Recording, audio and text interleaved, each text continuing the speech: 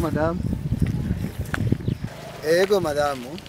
Narimvuze ku munsi wa mbere yuko wozana abakozi bakimbira bino bigori. Rindira gato madame, rindira gato. Soga chef. Namahoro. Narifise ico ndabibari. Yego. Jewe mvuye mu Kayanza. Nashaka ndabasaba service gatoya. Yego. Nashaka ko mwantiza je nanje kurondera umuntu ngaha i Bujumbura. Namubuze nashaka ko mufasha ka telefone kugira ndamutelefone. Witwa nde kwanza? Nitwa Sereus. Witwa Sereus. Uva mu Kayanza. Mva mu Kayanza hajya nyene kuri centre. Urazi nimero ziwe? Yego ndazizi. Nizingahe? Ni 68. 677. 68? 677. 677.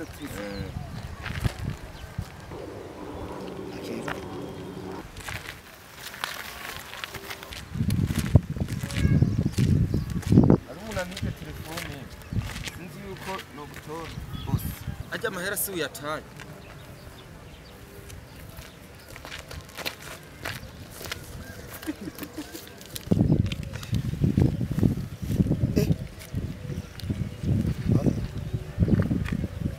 baraje kwa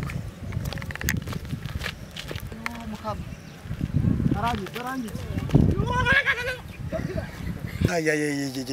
gukora icyiza no kwemeza kweri ayi ni telefone yanje yagiye matama ndamubwira ikora ibihumbi 5 nanda bise mu mfuko kuko kira baje bikabaka imbere yuko ngenda ntacu reka ngende kubimenyesha polisi ntacu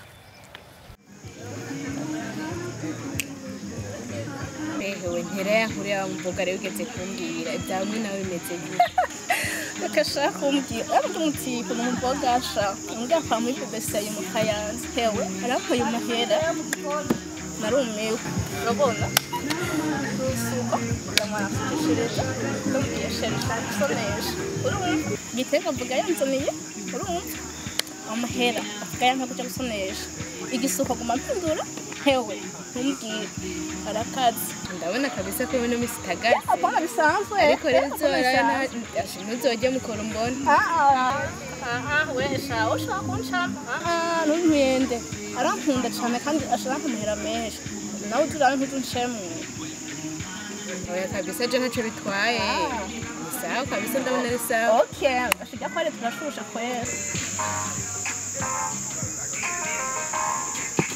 shera makuru yawe nawe none kutantera inkuru umva je makuru yanje hewe ni bya bindi uzintakira yahinduka ni kwa kundi nyene bihindutse nzokubwiye nkana yo sheri kwezi yego sheri misi nishisha enda kwitendeka kandi kwe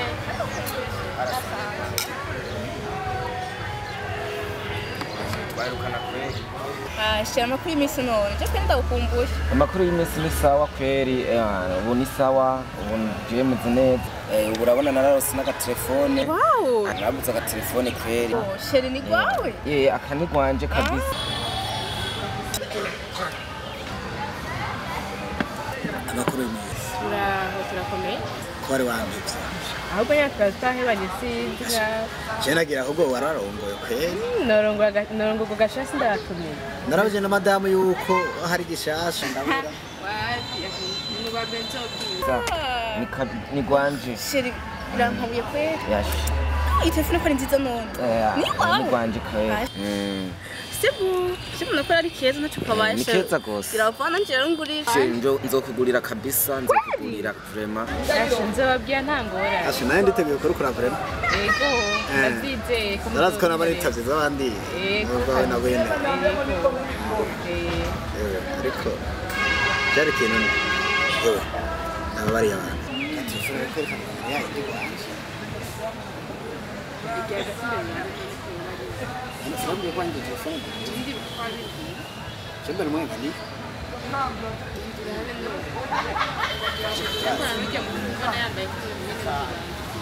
Razi. Ndio chicha pande. Ndio sanibani wita ni muka. Ndio bakizwa ni gerageza turaya. Ayo. Imana nayo urabona kumeheza. Je kwenda kwa kweli. Ma ariko gusa Sheri tutegura mariage. cyane rwose. Cyari sheri cyari. Tudateguye mariage umukobwa nkawe asa nkawe muri mwiza.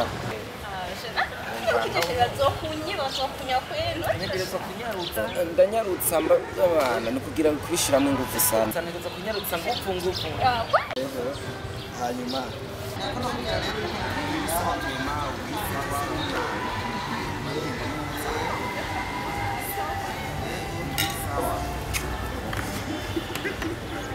nibikimuga telefone telefone si kwawe telefone iwanje isinyi nkura muri banki no telefone si kwawe nyaruka iyo telefone iwanje nayibitse muri banki telefone si kwawe niyo naguze cyane ndabira ngaho Sheri. Wabahembera bazareba baguma bayibisha. Siyo nyene? Ashoni nyene. Reka nawe Fred Cole. No, shoni si musumbu. Ndahabonye kabisa. Aro afande. No, shoni si musumbu. Afande.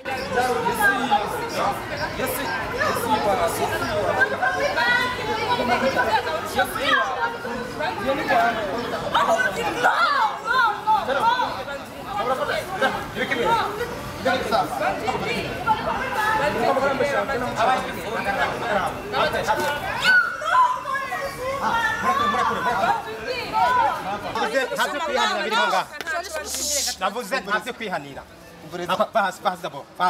fasi habaye ibiki mbarira ego iyi telefone nayibwe mu ndwi ihetse na pochette yayo ngwiye aha yamenetse ngaha nije yagwanye hasi aha atari kuri utukura ngaha naho nagize nakuriye gukora kwa rwashaka biranga byose n'indari muri time turabe mazina yanze afande yashikiriye ubutungane iyi telefone irafashwe ubutungane burashikiriye